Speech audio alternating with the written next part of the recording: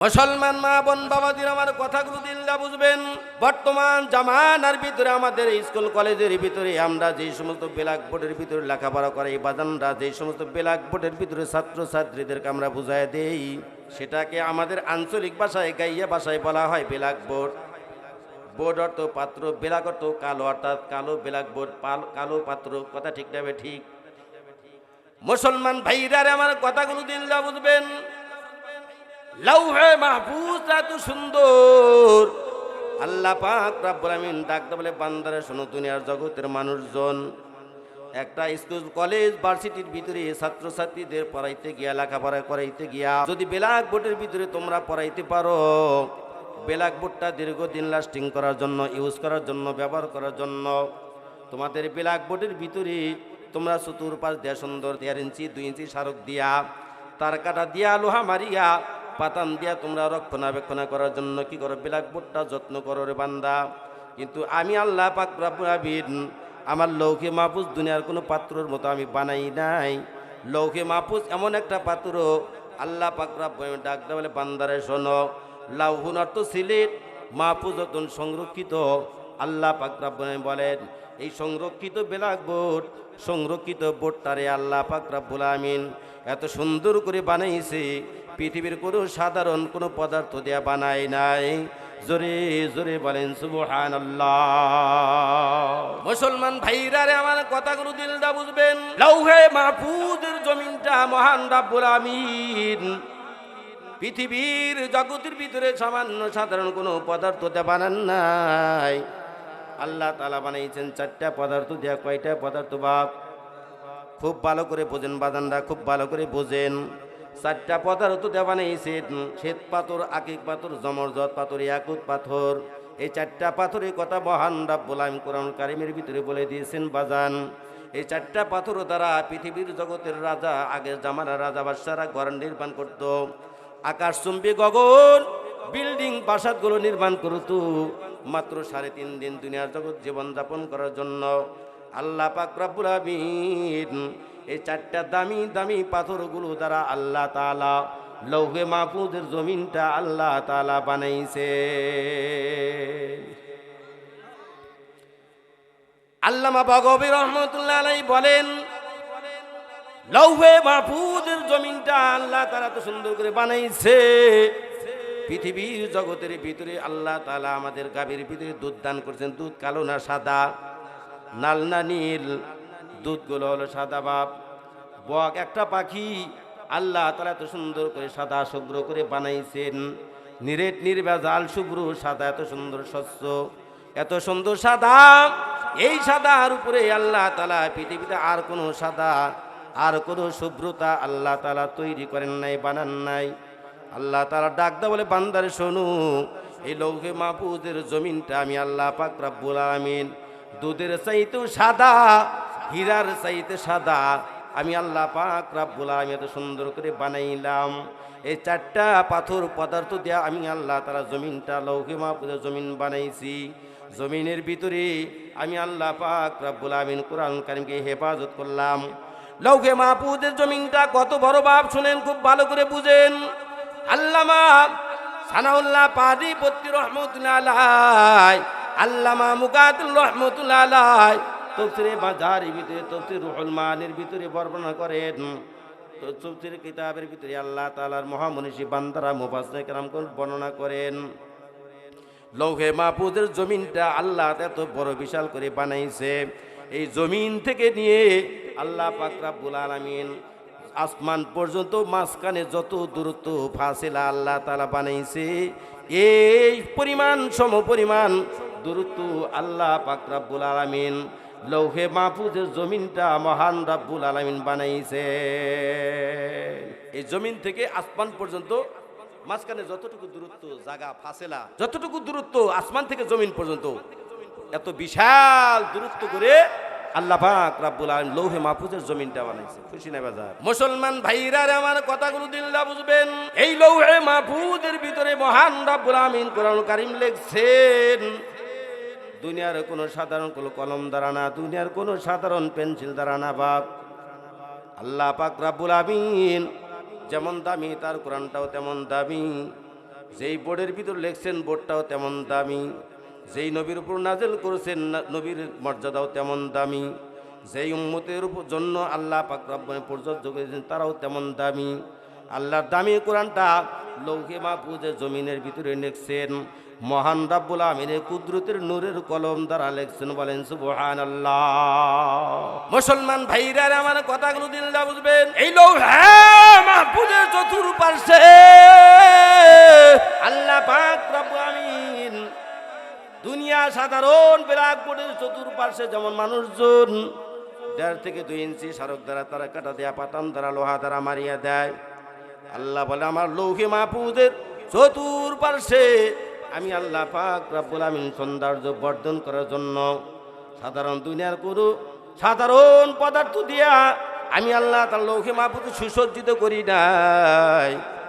চতুর্পার্শ্বে আমি মহান রব্বুল আলামিন এই রুয়ার মতো স্মারকের মতো আমি আল্লাহ পাক রব্বুল আলামিন হীরা মণি মুক্তা দিয়া সোনা এবং রূপা দিয়া আমি আল্লাহ তাআলা এই লৌহে মাহফুজ চতুর্পাশে বার্ডিং করিয়া দিয়েছি। কিটা বার্ডিং করছে? হীরামণি মুক্তা সোনা রূপা দিয়া লৌহে মাহফুজের চতুর্পাশে আল্লাহ তাআলা সৌন্দর্য ফুটেজ করার জন্য, বর্ধন করার জন্য আল্লাহ পাক রব্বুল আলামিন এত সুন্দর করে এই 1.5 ইঞ্চির মতো স্মারক দিয়ে যেরকম আমরা দীর্ঘদিন এই ব্ল্যাক বোর্ডটা লাস্টিং করার জন্য, আমরা টেকসই করার জন্য এরকম সৌন্দর্য বাড়ায় দেয়। আল্লাহ পাক রব্বুল আলামিন বলেন লৌহে মাহফুজের চতুর্পার্শ্বে হীরামণি মুক্তা দিয়া সোনা রূপা দিয়া আমি আল্লাহ তাআলা বান্ডিং করছে। বলেন সুবহান। মুসলমান ভাইরা আমার কথাগুলো দিলদা বুঝবেন। আল্লাহ পাক রব্বুল আমিন দুনিয়ার জগতের মানুষকে আল্লাহ তাআলা ডাক দাও, ইমানদার তোমরা যদি আমি আল্লাহ পাক রব্বুল কালাম যদি পড়ো আমার কোনো লাভ নাই, তোমরা যদি আমার কালাম না পড়ো তবু আমি আল্লাহ পাক রব্বুল বিন্দু পরিমাণ লস নাই। যদি তেলাওয়াত করো তোমাদের লাভ, তেলাওয়াত না করলে তোমাদের লস, তোমাদের লস। আল্লাহ পাক রব্বুল আমিন ডাক দাও বলে বান্দারে শোনো, এই লৌহে মাহফুজকে আমি মহান রব্বুল আমিন আমার আরশে আজিমের ডান পাশে রাইখা দিয়েছি। আমার আরশে আজিমের ডান পাশে রাখছি একমাত্র কারণ পৃথিবীর কোনো ফাসিক, ফুজ্জার, বেঈমান, নাফরমান যদি আমার কোরআনের সাথে বিরোধিতা করে, আমার কোরআনকে যদি তেলাওয়াত না করে, আমি আল্লাহ তাআলা কোরআনের হুকুম যদি না মানে, গোলামিও যদি না করে, আমি আল্লাহ কোনো লয় নাই, ক্ষয় নাই, আমি আল্লাহ পাক রব্বুল আমিন কোনো ক্ষতি হবে না, লাভও হবে না। আমি মহান রব্বুল আমিন আরশে আজিমের ডান পাশে লৌহে মাহফুজটা রাখছি, তার একটা মাত্র কারণ হলো আমি আল্লাহ পাক রব্বুল আমিন লৌহে মাহফুজের ভিতরে কমাস কম দৈনিক সর্বনিম্ন 360 বার আমি আল্লাহ তাআলা লৌহে মাহফুজের ভিতরে তাকায় তাকায় কোরআন পড়ি। কতবার পরে আল্লাহ? 360 বার। আর এক রিওয়ায়াতে আছে 320 বার সর্বনিম্ন আল্লাহ তাআলা তিলাওয়াত করে। আমার আপনার তিলাওয়াত করার দরকার আছে? যদি না করি কার লস? করলে কার লাভ? আমাদের লাভ। আল্লাহ তাআলা আরশে আজিমের ডান পাশে লৌহে মাহফুজ রেখে দিলেন। এই আলোচনা করতে গেলে আরো 1.5 ঘন্টা সময় যাবে বাপ। পিছনেও রাখতে পারতো, সামনেও রাখতে পারতো। আমরা যখন বই পুস্তক পড়ি ডানে থাকে না বামে থাকে না সামনে থাকে বাপ? কোথায় থাকে? সামনে থাকে। আল্লাহ তাআলা কুদরতি শক্তি, আল্লাহ তাআলার কুদরতি চেহারার সামনেও তো রাখতে পারতো। পারতো কি পারতো না? আল্লাহ কেন রাখলেন না? ডান পাশে কেন রাখলেন? এই ডানের মর্যাদা আলোচনা করতে গেলে ডানকে আল্লাহ পাক রব্বুল কি জন্য প্রাধান্য দিলেন এই কথা বলতে গেলে আরো 100 ঘন্টা চলে যাবে বাপ। ওইদিকে যাব না, মূল আলোচনার ভিতরে চলে যাব। এবার আসেন লৌহে মাহফুজের ভিতরে আল্লাহ পাক রব্বুল আলামিন দেখেন কত সুন্দর মর্তবা দিয়া, ইজ্জত দিয়া, সৌন্দর্য বর্ধন করে আল্লাহ তাআলা কি করছেন? লৌহে মাহফুজটা বানাইছেন। এখন এই লৌহে মাহফুজের আরও কিছু গুরুত্বপূর্ণ আলোচনা করতে গেলে আরও আধা ঘন্টা সময় যাবে, কিন্তু আমরা আমাদের মূল টার্গেটে গন্তব্যে যাইতে পারবো না। এই জন্য এখানে এই হোমিও ডোজ রাখলাম। বেজার হইতেছেন আপনারা? আচ্ছা, এবার আসেন আরেকটু ডোজ দেওয়া যায় আপনাদের। সেটা হলো এই জমিন থেকে নিয়ে আসমান পর্যন্ত আল্লাহ পাক রব্বুল আলামিন কতটুকুন রাস্তা, কতটুকুন জায়গা ফাঁকা রাখছে এটা বলতে পারেন? কুরআনুল কারীমের কোনো জায়গার ভিতরে নাই যে 500 বছর রাস্তা ফাঁকা আছে জমিন থেকে আসমান পর্যন্ত। কোরআনের ভিতরে এই কথাটা লেখা নাই, হাদিসের মধ্যে আসছে, ইতিহাসের ভিতরে পাওয়া যায়, অন্যান্য কিতাবের মধ্যে পাওয়া যায়, কিন্তু ডাইরেক্ট কোরআনের মধ্যে পাওয়া যায় না, নাই। কিন্তু জমিন থেকে আসমান পর্যন্ত, প্রথম নাম্বার আসমান পর্যন্ত মাঝখানে দীর্ঘ 500 বছরের রাস্তা হলো দূরত্ব, ফাঁকা। এই জমিন থেকে আসমান পর্যন্ত এত বিশাল আয়তন, দৈর্ঘ্য প্রস্থ নিয়ে আল্লাহ তাআলা লৌহে মাহফুজের জমিনটা বানাইছে। আর আমাদের স্কুল কলেজ ভার্সিটির ভিতরে, আমাদের শিক্ষাঙ্গনের ভিতরে বেরাকবটা কয় হাত? 2.5 হাত 3 হাত। এখন তো ডিজিটাল 7-8 ফিটও হয়, আবার 1.5-2 ফিটও হয়। মার্কার দিয়ে লেখা লাগে ভিতরে, ঠিক না বাপ? এই কোরআন যদি আমরা দুনিয়াতে তেলাওয়াত করি আমাদের লাভ, তেলাওয়াত না করলে আমাদেরই লস। আল্লাহ পাক রব্বুল আলামিন বলেন, পৃথিবীর জগৎ আমি 3 জায়গায় আমার কালাম নাজিল করছি। কয় জায়গায়? 3 জায়গায় আমি আমার কালাম হেফাজত করছি, সংরক্ষণ করছি। মুসলমান মা বোন বাবাদের আমার কথাগুলো দিল্লা বুঝবেন।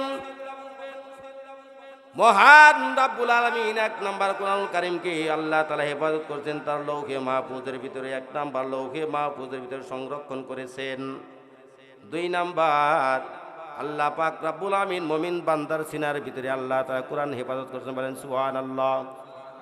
আমাদের 8-10 বছরের 4-5 বছরের শিশু সন্তান কোমলমতি ছেলে মেয়েদের সিনার ভিতরে মহান রব্বুল আলামিন তার কালামে হাকিমকে 30 পারা কোরআনকে হেফাজত করছেন। কিতাবের ভিতরে বলা হয় 3 নাম্বার জায়গা আল্লাহ পাক রব্বুল আলামিন বিভিন্ন কিতাবাদের ভিতরে কোরআনুল কারীমের ভিতরে আল্লাহ তাআলার আয়াতগুলো আল্লাহ তাআলা সংরক্ষণ করছেন, বলেন সুবহানাল্লাহ।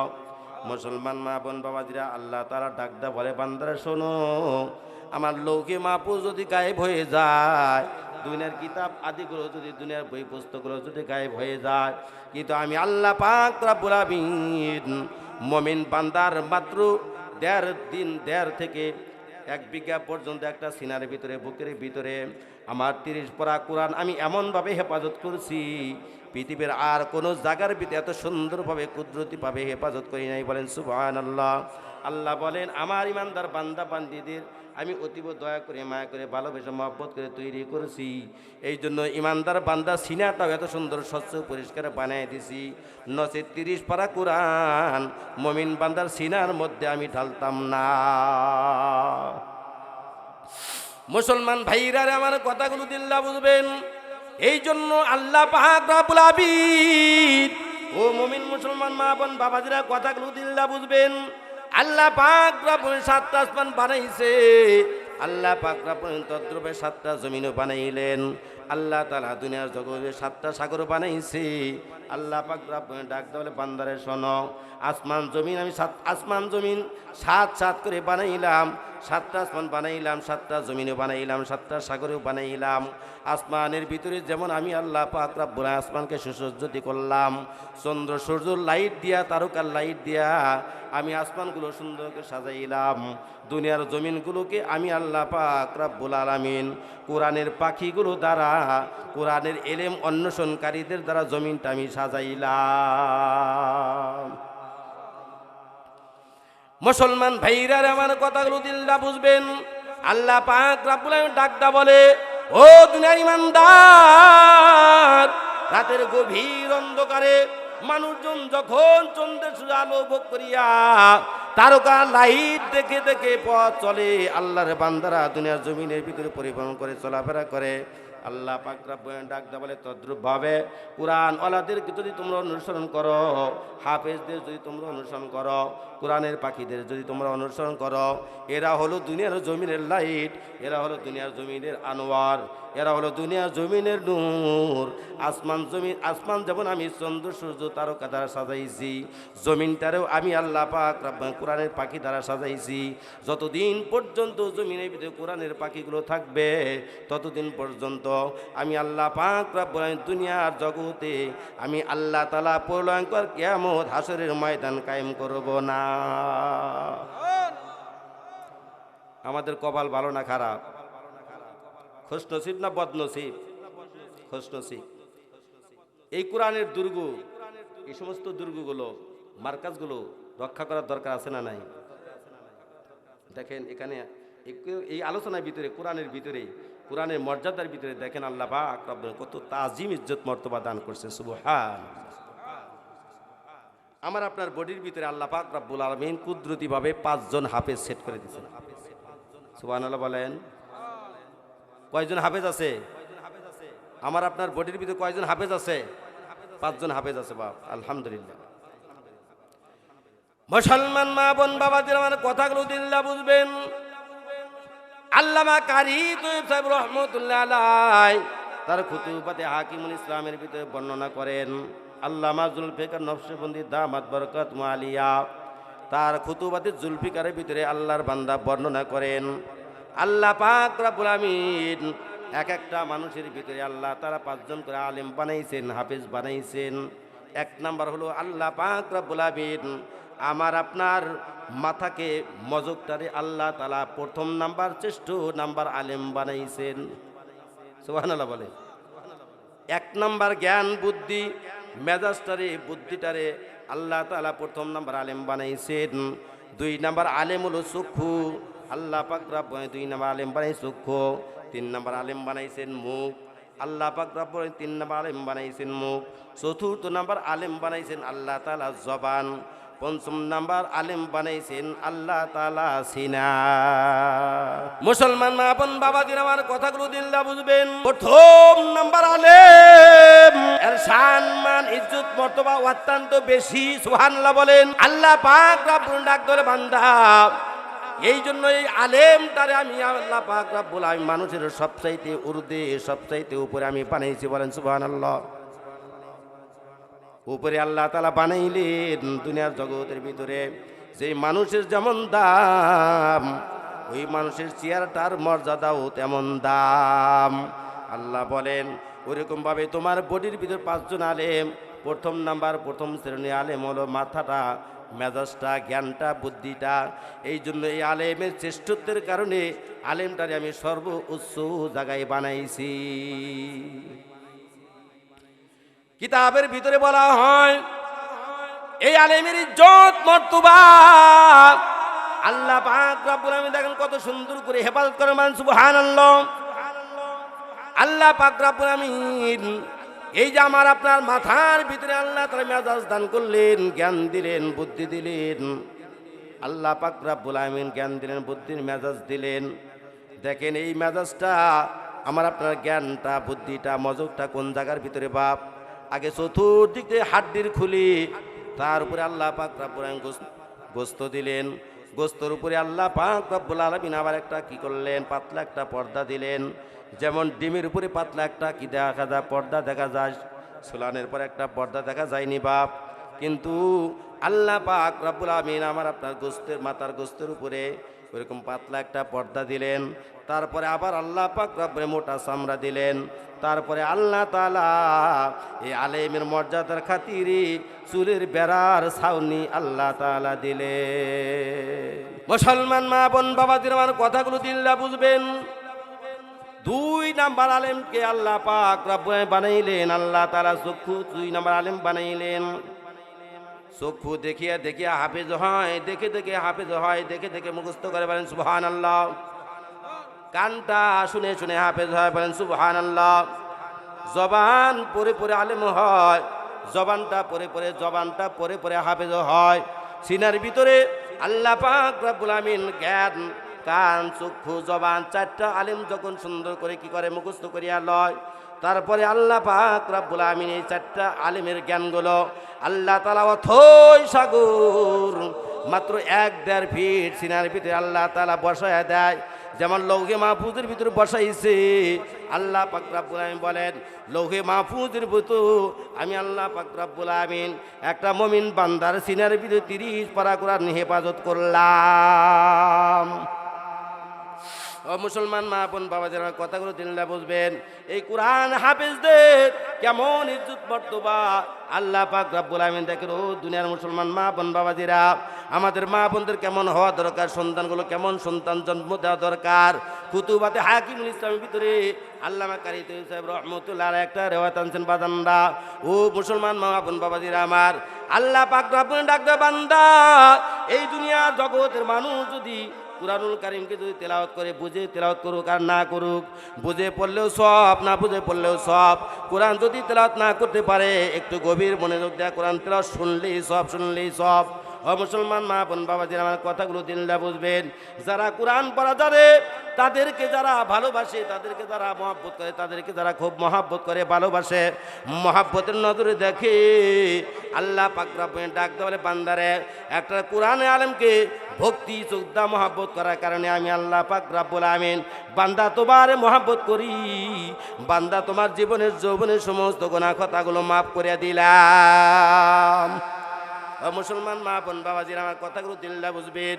আল্লামা জুলফিকার নকশবন্দি তার হুতুবাতে জুলফিকারের ভিতরে বর্ণনা করে, ও মুসলমান, যারা কোরআন পড়তে জানে তাদেরকে ভালোবাসেন, মহব্বত করেন, তাদের কাছে যান। যারা তেলাওয়াত করতে জানেন না বা যান, কিতাবের ভিতরে বলা হয়, যারা তোমরা কোরআন পড়তে জানো, কোরআন শরীফ যে পড়বা, আগে মনে মনে কোরআন শরীফ পড়া আগে কয়েকবার আস্তাগফিরুল্লাহ পড়বা, কয়েকবার দরুদ শরীফ পড়বা, কয়েকবার মহব্বতের সাথে দরুদ শরীফ পড়বা, ইস্তেগফার পড়বা, তারপর অত্যন্ত ভক্তি তাওয়াজু মহব্বতের সাথে কোরআনটা সুন্দর করে ডান পাশ থেকে খুলবা। কোরআন খোলার আগে কোরআনটা তুমি আগে সুন্দর করে বুকের মধ্যে একটু, বুকের ভিতরে নিয়ে সুমা দাও, চোখের ভিতরে নিয়ে সুমা দাও, ঠোঁটের ভিতরে নিয়ে বান্দা তুমি সুমা দাও। এই ঠোঁটের ভিতরে, বুকের ভিতরে, সিনার ভিতরে কোরআনটা সুমা দিলে যে পরিমাণ সওয়াব আল্লাহ পাক রব্বুল দান করবেন। আল্লাহ ডাক বলে, বান্দা আমার কোরআন তেলাওয়াত করলে যে পরিমাণ সওয়াব পাইতা, বুক দিয়া, সিনা দিয়া, ঠোঁট দিয়া সুমা দেওয়ার কারণে আমি মহান রব্বুল আমিন তোমার আমল নামায় ওই পরিমাণ সব জমা করিয়া দিলাম।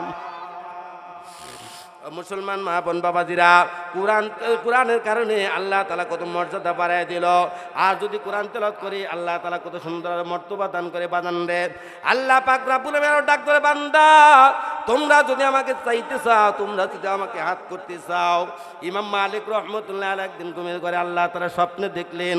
স্বপ্নে দেখার পরে বললেন, মাওলা পৃথিবীতে আমাকে এমন একটা সহজ পন্থা বাতলায় দাও, আমাকে বলিয়া দাও কোন আমলের মাধ্যমে আমি তোমার সবচাইতে সহজে পাইতে পারি, তোমার হাত করতে পারি গো আল্লাহ।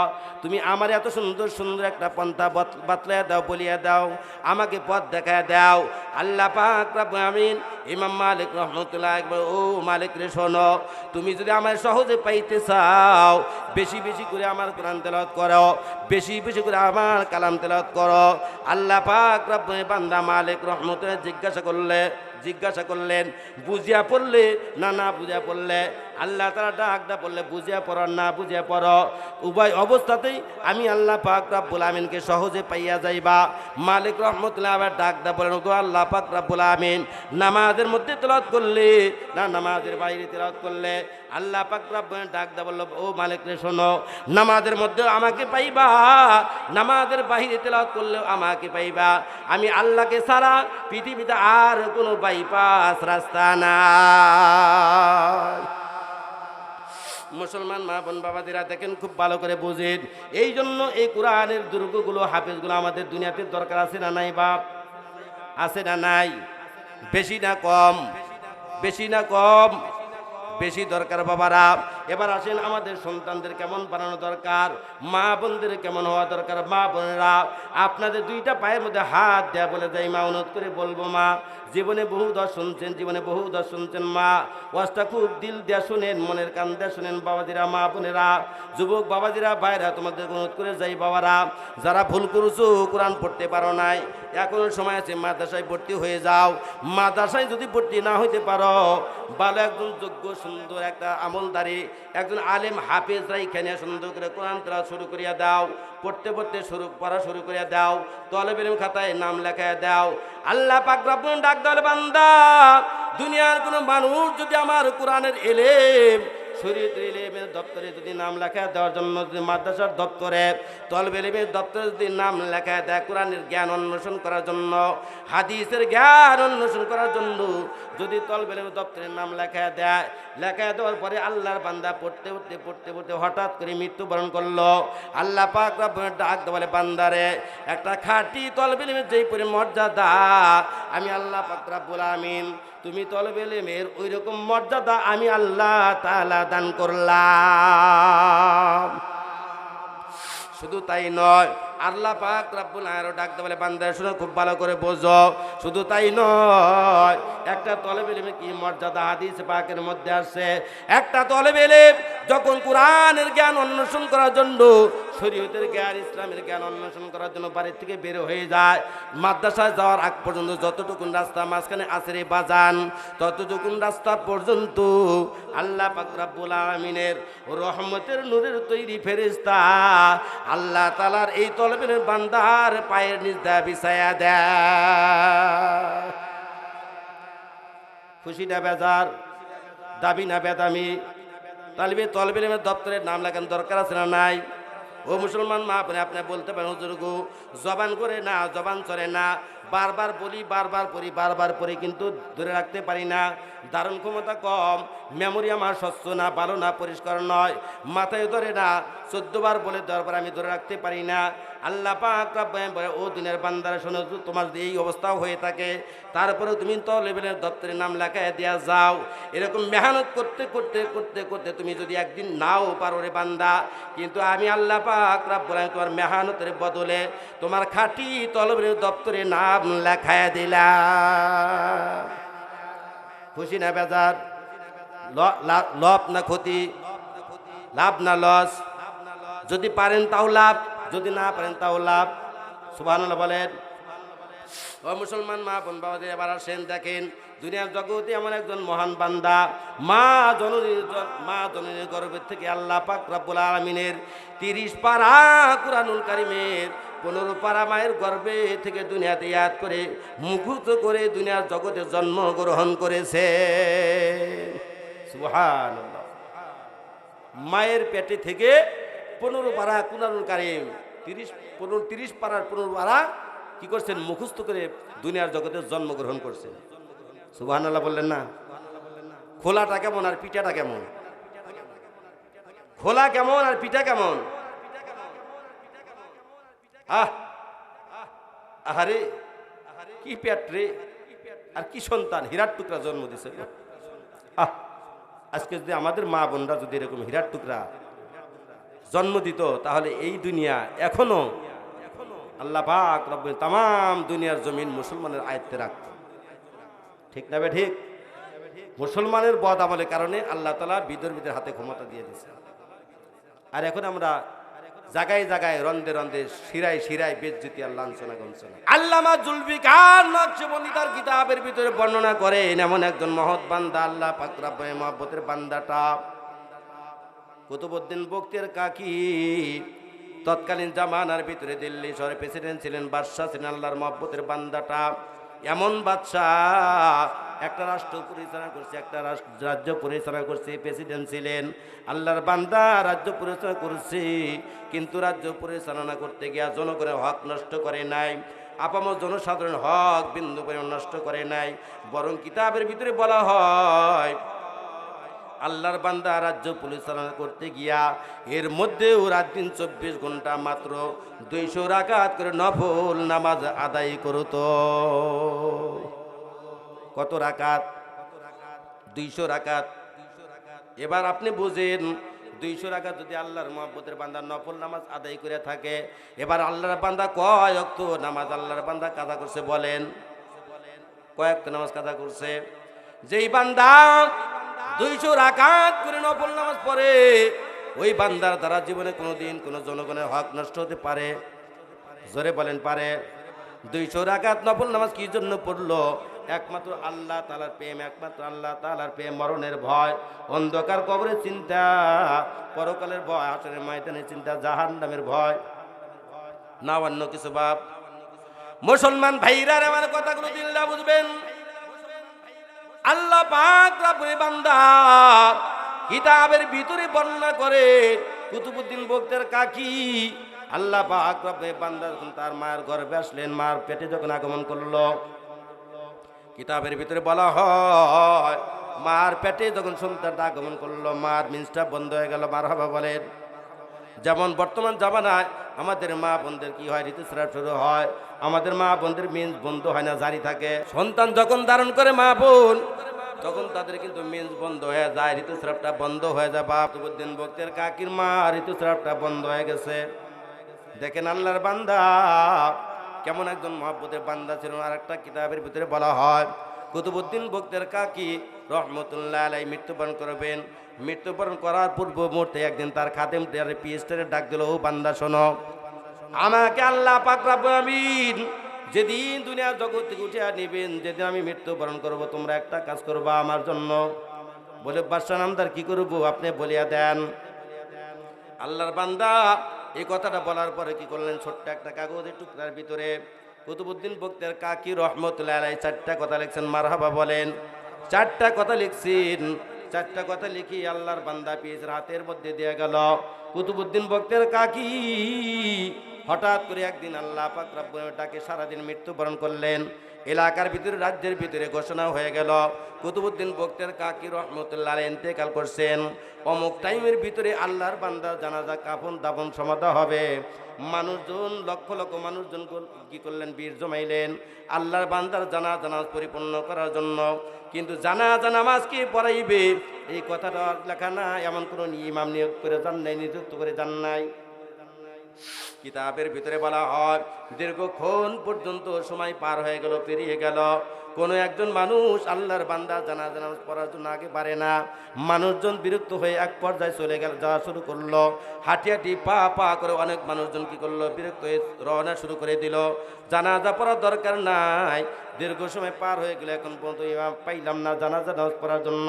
হঠাৎ করে আল্লাহর বান্দারা এমনভাবে যখন কথা বলা বলি করতে করতে যার যার গন্তব্যে রওনা শুরু করিয়া দেয়। পিএসটা আল্লাহর বান্দা মহাব্বতের বান্দাটা সুন্দর করে পিএসটা কি করলেন, কুতুবউদ্দিন বখতিয়ার সামনে যা বললেন, ও আল্লাহর বান্দা শোনো, লক্ষ জনতা কুতুবউদ্দিন বখতিয়ার কাকি মৃত্যুবরণ করার কয়েকদিন পূর্বে হঠাৎ করে আমাকে একদিন ডাক দিল। ডাক দেওয়ার পরে আমি তার দরবারে গেলাম। যাওয়ার পরে আমার হাতের ভিতরে একটা কাগজের টুকরা দেওয়া গেল। আমি কাগজের টুকরাটা পড়ে দেখি, কাগজের টুকরার ভিতরে 4টা কথা লেখা আছে। ও মুসলমান মা বোন বাবাজির, আমার কথাগুলো দিলরা বুঝবেন। 1 নাম্বার কথা লেখা আছে, ও দুনিয়ার ইমানদার, যেই বান্দা জীবনে কোনোদিন বালেগ হওয়ার পরে একটা দিনও ফরজ নামাজ ইচ্ছা করে কাজা করে না, ওই বান্দা যেন আমার মৃত্যুর পরে আমার জানাজা নামাজটা পড়ায় দেয়। আর এমন বান্দা যদি না পাওয়া যায়, আমার জানাজা নামাজ পড়ার দরকার না। যে বান্দা জীবনে কোনোদিন বালেগ হওয়ার পরে ইচ্ছা করে একটা দিনও ফরজ নামাজ কাজা করে নাই। 2 নাম্বার শর্ত লিখছে আল্লাহর বান্দা, যে বান্দা জীবনে কোনোদিন বালেগ হওয়ার পরে তাহাজ্জুদ নামাজ কাজা করে নাই। 3 নাম্বার শর্ত লিখছে, যে বান্দা জীবনে কোনোদিন বালেগ হওয়ার পরে আসরের নামাজের পরে, আসর নামাজের আগে 4 রাকাত অথবা 2 রাকাত সুন্নত নামাজ পড়া যায়, এই নামাজটা পর্যন্ত ইচ্ছা করিয়া বাদ দেয় নাই।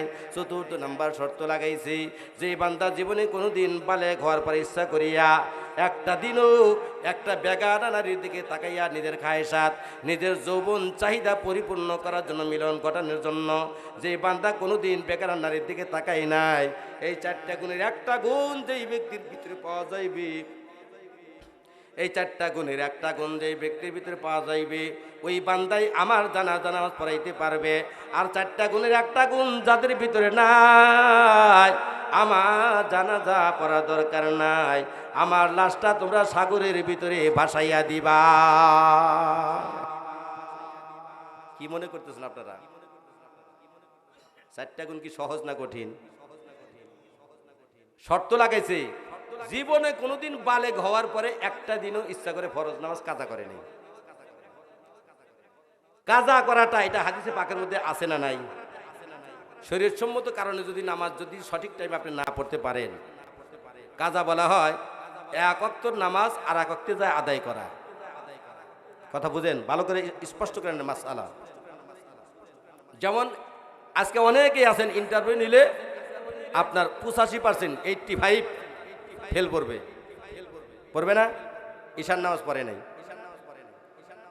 এই নামাজটা এখনো ওয়াক্ত আছে, ফজর নামাজের আজানের আগ পর্যন্ত ওয়াক্ত আছে। কি আছে? ওয়াক্ত আছে।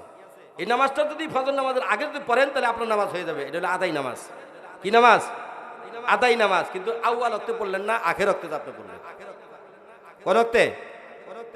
হ্যাঁ, আখের ওয়াক্তে পড়লেন আদাই নামাজটা আপনি। আর আমরা আজানের পর যে পড়ি, 0.5 ঘন্টা 20 মিনিট 1 ঘন্টা পরে, এটাকে বলা হয় আউয়াল ওয়াক্ত। সময় 2 প্রকার। কয় প্রকার? আউয়াল আখের, আউয়াল আখের, যেমন দিনের অগ্রভাগ, মধ্যভাগ, শেষ ভাগ আছে না, ওইরকম আমরা এই নামাজটা তারা এখনো পড়ি নাই। ফজর নামাজের আজানের আগ পর্যন্ত যদি আমরা পড়ি তাহলে আমার এটা হবে আদায় নামাজ, কাদা হবে না। কিন্তু শর্তের ভিতরে কি বলছে, যেই ব্যক্তি জীবনে কোনোদিন বালেগ হওয়ার পর একটা দিনও ফরজ নামাজ কাজা করে নাই, ওই ব্যক্তি আমার জানাজা পড়াইতে পারবে। এটা কি ছোটখাটো কথা? মুসলমান ভাইরা আমার কথাগুলো দিল্লা বুঝবেন। 2 নাম্বার শর্ত লেখছে আল্লাহ পাক রব্বে বান্দা, যে বান্দা জীবনে কোনোদিন বালেগ হওয়ার পর তাহাজ্জুদের নামাজ কাজা করে নাই। আমার আপনার জিন্দেগিতে এমন তাহাজ্জুদ নামাজ তো দূরের কথা, 5 ওয়াক্ত নামাজ করতে যায়, ঈদের নামাজ করতে যায়, জুমার নামাজ করতে যায়, খবর থাকে না, এমন মার্কা মুসলমান। 3 নাম্বার শর্ত লাগাইছে, যেই বান্দা জীবনে কোনোদিন আসরের নামাজের পূর্বে 4 রাকাত 2 রাকাত সুন্নাত নামাজ পড়া যায়, সুন্নত নামাজটা পর্যন্ত বাদ দেয় নাই, এই বান্দাই আমার জানাজা পড়াইতে পারবে। 4 নাম্বার শর্ত, যে বান্দা জীবনে কোনোদিন বালেগ হওয়ার পরে ইচ্ছা করিয়া কোনো একটা সুন্দরী নারীর দিকে তাকাইয়া যৌবন চাহিদা মিলানোর জন্য, পূরণ করার জন্য তাকায় নাই, এমন খারাপ নজর নিয়ে, এমন মন্তব্য নিয়ে তাকায় দেখে নাই, ওই বান্দায় আমার জানাজা নামাজ পড়াইবে। আর যদি 4টা গুণ, এই 4টা গুণ যদি দুনিয়ার কোনো মানুষজনের ভিতরে যদি না পাওয়া যায় তাহলে আমার জানাজা দরকার নাই। আমার জানাজার আমার লাশটা তোমরা সাগরের মধ্যে ভাসাইয়া দিবা।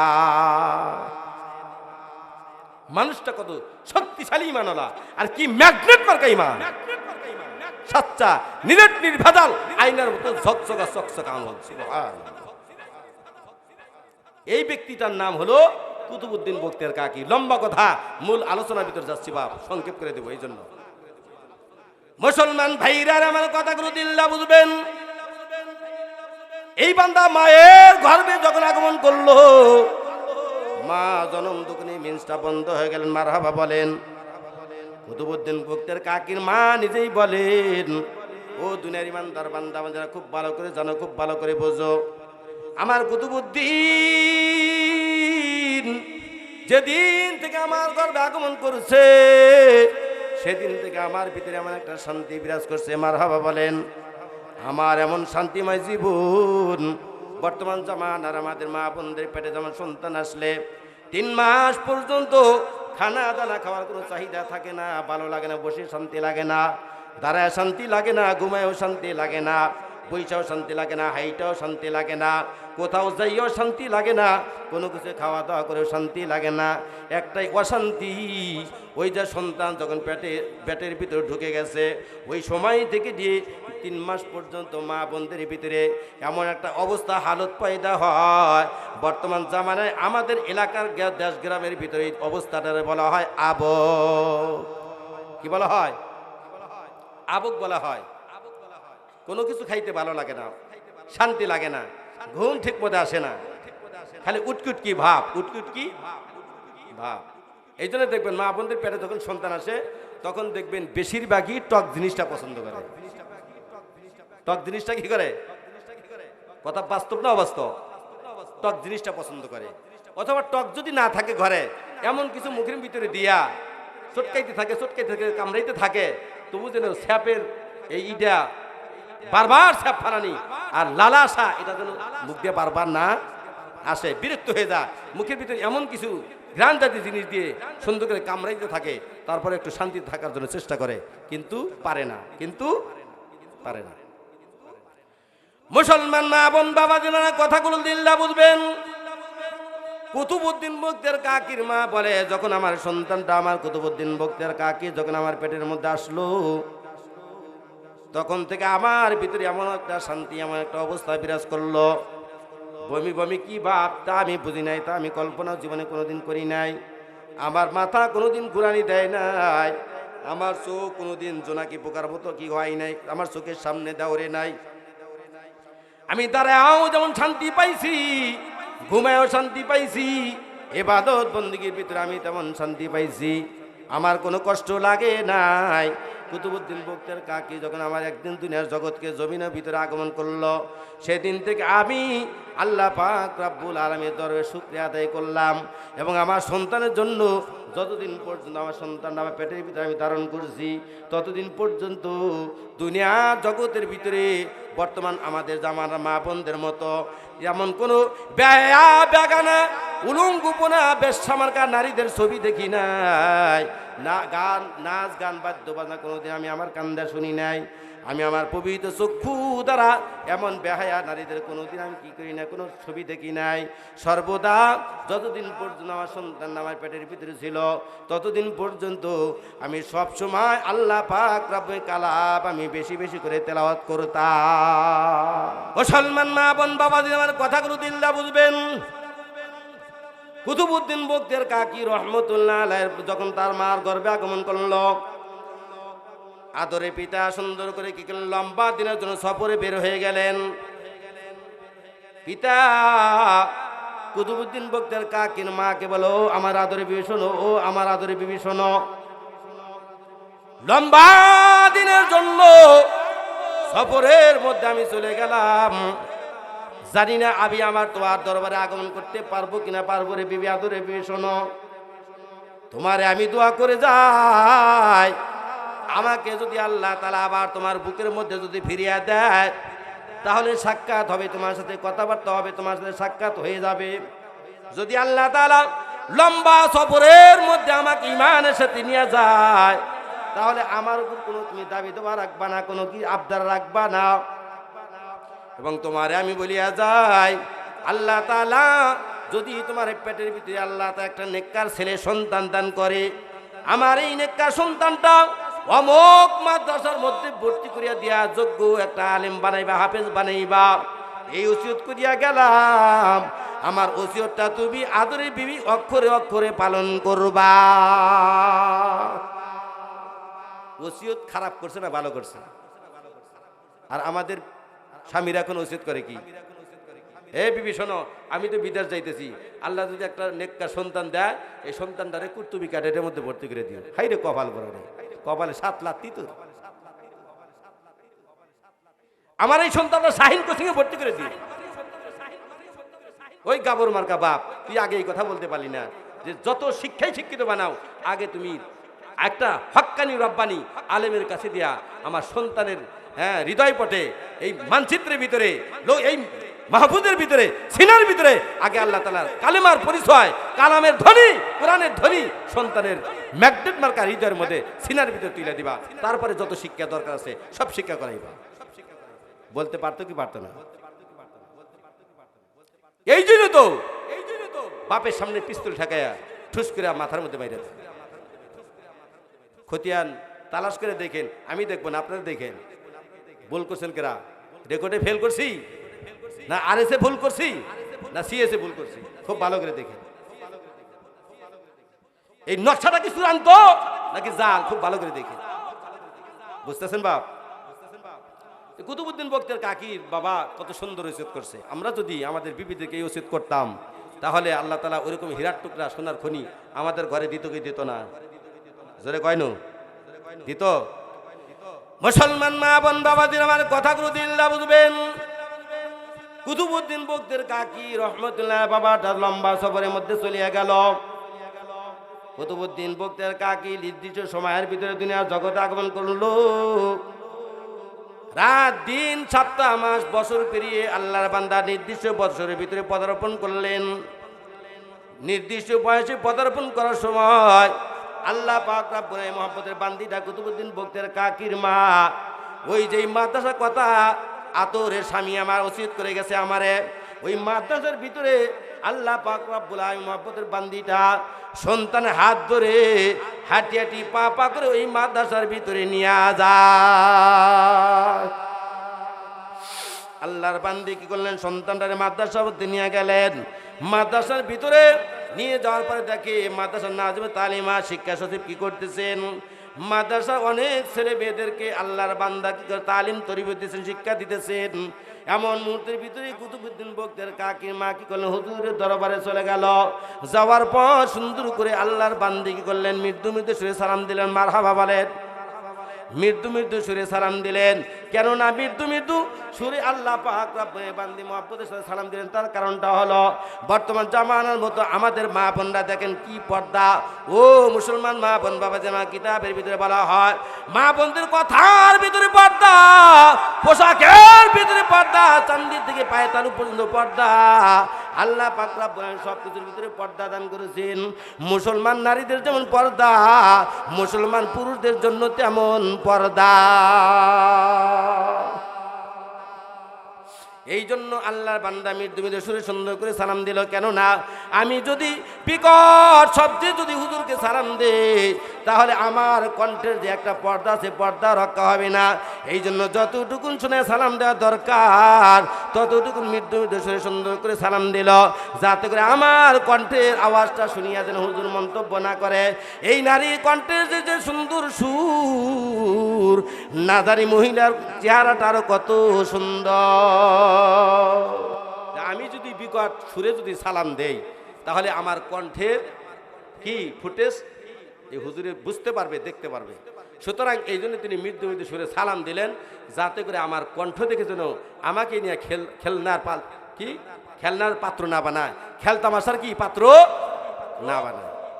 এখানে অনেক কথা আছে। মাজমাউল ফতোয়া কিতাবের ভিতরে বলা হয় আমাদের মা বোনরা গাও গোসল করে, গোসল করার পরে উড়না, মেসকি, সেলোয়ার কামিজ রোদের ভিতর নাইরা দেয়, দেয় কি দেয় না? রোদের ভিতর নাইরা দেওয়া দোষ না, কিন্তু আর একজনকে দেখানো দোষ। রোদের ভিতর নাড়িয়ে দেওয়া শুকানোর দোষ না, আর একজনকে দেখানো দোষ। মুসলমান মা বোন বাবা যারা কথাগুলো দিল্লা বুঝবেন।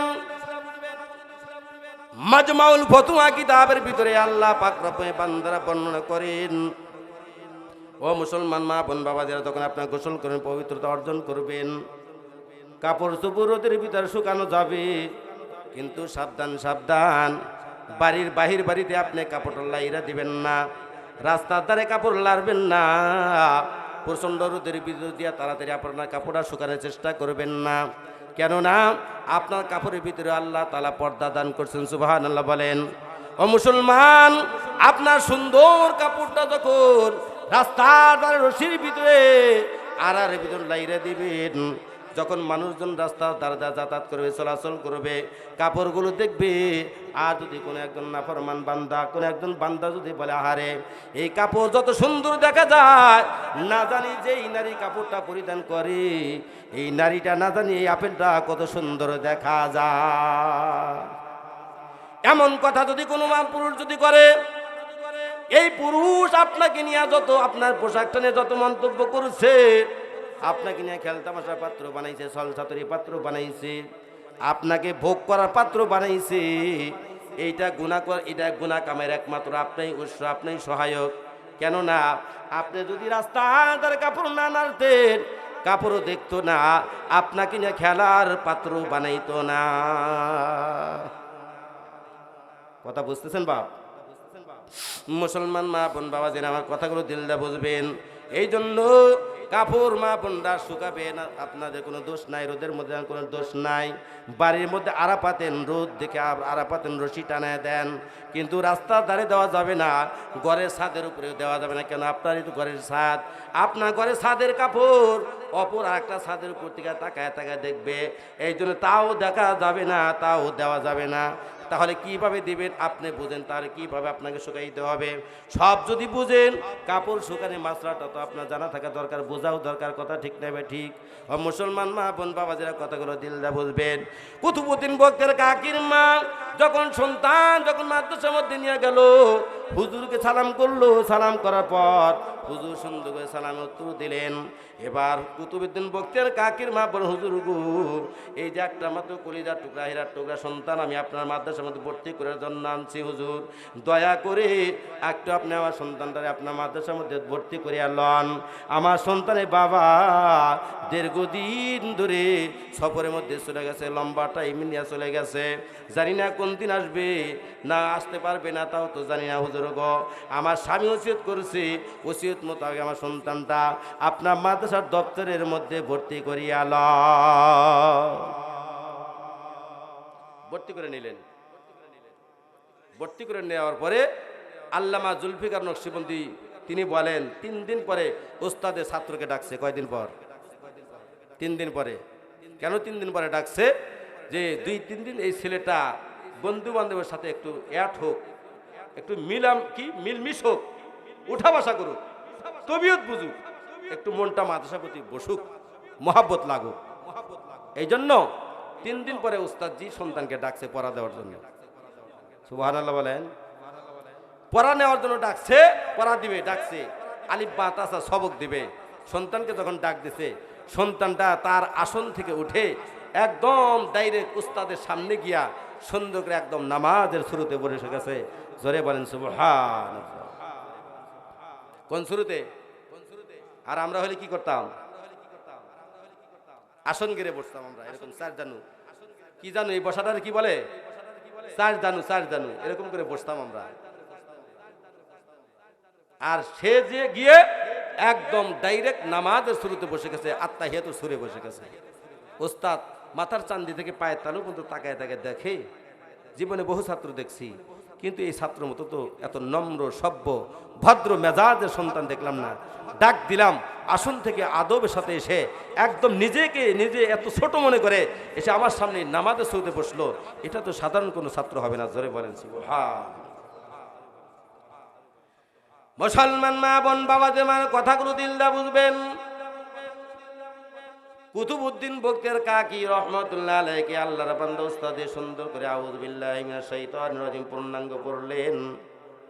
বিসমিল্লাহির রহমানির রহিম পরিপূর্ণ করে ফেললেন। কিন্তু সন্তান আউযু বিল্লাহি বিসমিল্লাহ পরিপূর্ণ করে আদায় করলেন, তেলাওয়াত করলেন।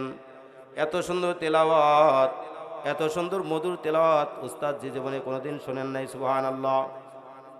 তেলাওয়াত করার পরে উস্তাদ জি কুতুবউদ্দিন বখতিয়ার কাকিকে সুন্দর করে আলিফ বা তা সার বর্ণগুলো হরফগুলো আল্লাহ পাক রব্বুল আলামিন মুহাব্বতের বান্দা উস্তাদে সুন্দর করে শিখায়া দেয়। বলতেছে, বাবা তুমি বলো আলিফ বা তা সা জিম হা খ, একটা একটা করে শিখায় দেয়। কিন্তু উস্তাদজি যেমন এমন করে পড়তেছে, কুতুবউদ্দিন বখতিয়ার কাকি আল্লাহর মহব্বতের বান্দাটা আলিফ বা তা সা না পড়িয়া একদম সূরা ফাতিহা থেকে নিয়ে 15 পারা পর্যন্ত বিনা লোকমায় উস্তাদের সামনে মুখস্থ শোনায়া দেয়।